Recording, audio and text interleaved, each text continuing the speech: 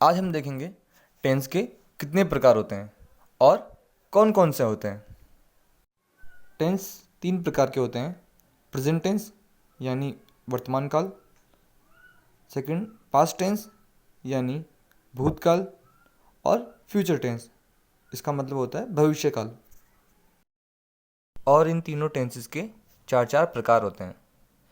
Simple या indefinite, continuous, perfect and perfect continuous. So present के इस तरह चार टेंस हुए, जैसे पहला सिंपल प्रेजेंट या present indefinite, second present continuous, third present perfect और fourth present perfect continuous. Past के सिंपल पास्ट या past indefinite, past continuous, past perfect and past perfect continuous. और फ्यूचर के सिंपल फ्यूचर या future indefinite, future continuous, future perfect and future perfect continuous. इस तरह हमने देखा कि टेंसेस के टोटल टाइप होते हैं 12। अगर आपको इनमें से कोई सा भी टेंस डिटेल्ड में समझना हो तो उसका लिंक डिस्क्रिप्शन में है, एक बार डिस्क्रिप्शन में जाइए और जो टेंस आपको समझना हो तो आप सीधा उस पर क्लिक कर सकते हैं। अब हम थोड़ा प्रेजेंट टेंस, पास्ट टेंस और फ्यूचर टेंस को समझते हुए चलेंगे कि ये होते क्या हैं। प्रेजेंट टेंस, प्रेजेंट टेंस में ऐसे वाक्य आते हैं जो वर्तमान में हो रहे किसी काम के बारे में बताते हो। पास्ट टेंस, पास्ट टेंस में ऐसे वाक्य आते हैं जो वाक्य बीते हुए समय में हुए किसी काम के बारे में बताते हो। और फ्यूचर टेंस, फ्यूचर टेंस में ऐसे वाक्य आते हैं जो वाक्य आने वाले समय में होने वाले किसी भी काम के बारे में बताते हो। अब हम इनके जो चार टाइप्स होते हैं, सिंपल या इंडेफिनिट, कंटिन्यूअस, परफेक्ट और परफेक्ट कंटिन्यूअस, इन चारों को एक एक करके समझते हुए चलेंगे। पहला होता है सिंपल या इंडेफिनिट। सिंपल या इंडेफिनिट में ऐसे सेंटेंसेस आते हैं जो कि हैबिट्स या बार बार होने वाले कामों के बारे में बताते हैं। अगर वो हमें पास्ट में बता रहे हैं तो वो पास्ट इंडेफिनिट होगा।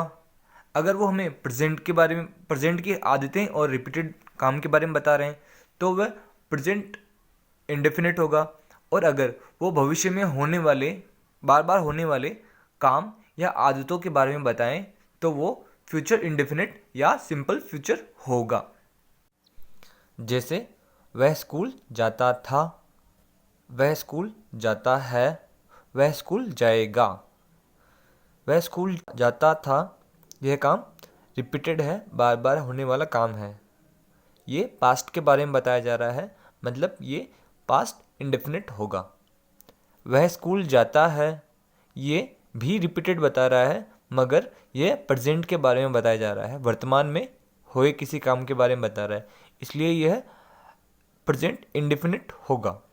वह स्कूल जाएगा, यह भी हमें रेगुलर होने वाले काम के बारे में ही बता रहा है, मगर यह काम फ्यूचर के बारे में बता रहा है, तो यह फ्यूचर इंडेफिनिट सेंटेंस होगा। हिंदी में सिंपल या इंडेफिनिट वाक्यों की पहचान करना बहुत आसान है। जैसे हमने एग्जाम्पल देखा, वह स्कूल जाता था के लास्ट में आ रहा है ता था। वह स्कूल जाता है के लास्ट में आ रहा है ता है। और वह स्कूल जाएगा उसमें आ रहा है गा। वाक्य के अंत में जहाँ ता था, ती थी, ते थे आते हैं वह सिंपल पास्ट या पास्ट इंडेफिनिट सेंटेंसेस होते हैं, जबकि वाक्य के अंत में जहाँ ता है, ती है, ते हैं और ता हूँ आता है वह सिंपल प्रेजेंट या प्रेजेंट इंडेफिनिट वाक्यों की पहचान होती है। और जहाँ वाक्य के अंत में गा, गी, गे आते हैं वह सिंपल फ्यूचर या फ्यूचर इंडेफिनिट वाक्यों की पहचान होती है। इसी तरह हम कंटिन्यूअस का लेके चलेंगे। कंटिन्यूअस शब्द का मतलब होता है लगातार, यानी कोई काम जो लगातार चल रहा हो। और कंटिन्यूअस टेंस में ऐसे वाक्य आते हैं जिनमें काम लगातार चल रहा होता है। एग्जाम्पल, वह स्कूल जा रही थी, वह स्कूल जा रही है, वह स्कूल जा रही होगी। इन तीनों वाक्यों में हमें काम के निरंतर चलने के बारे में बताया जा रहा है। वह स्कूल जा रही थी, ये पास्ट कंटिन्यूस है। वह स्कूल जा रही है, ये प्रेजेंट कंटिन्यूस है।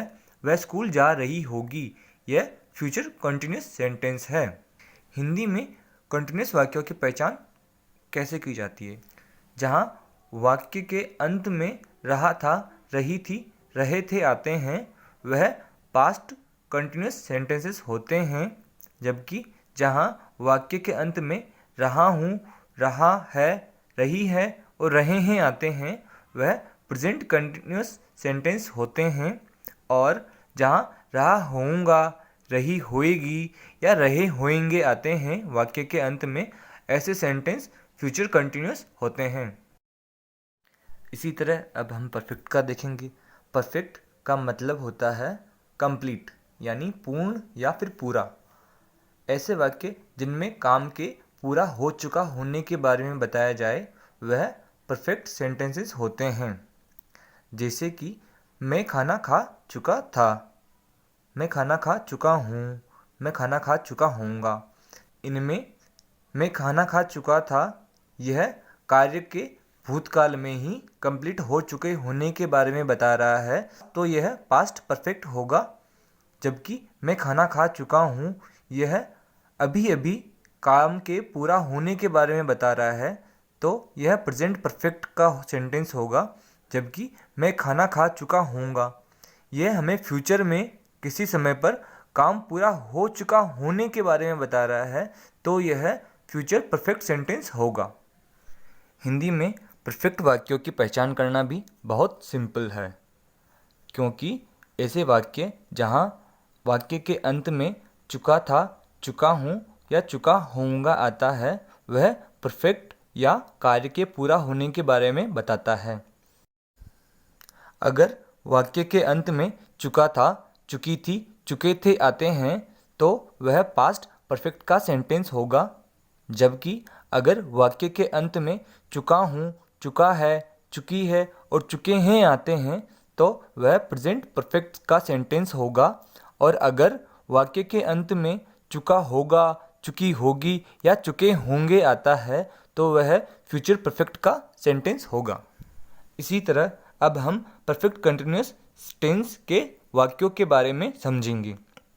ऐसे वाक्य जिनमें काम एक निश्चित समय से हो रहे होने तथा अब भी काम लगातार चल रहे होने के बारे में बताया जाए, वैसे सेंटेंस परफेक्ट कंटिन्यूअस सेंटेंस होते हैं। जैसे कि वे सुबह से पढ़ रहे थे, वह सुबह से पढ़ रहे हैं, वह सुबह से पढ़ रहे होंगे। इन तीनों वाक्यों में सुबह से एक निश्चित समय है जब से काम हो रहा है तथा काम लगातार चल रहा है। ऐसे वाक्य परफेक्ट कंटिन्यूअस होते हैं।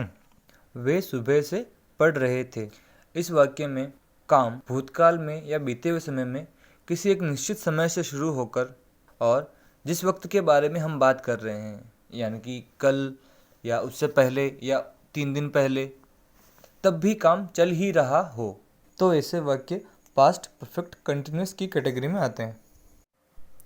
वे सुबह से पढ़ रहे हैं, इस वाक्य में काम एक निश्चित समय से शुरू हुआ है ये बताया गया है तथा काम अब भी चल रहा है यह भी बताया गया है।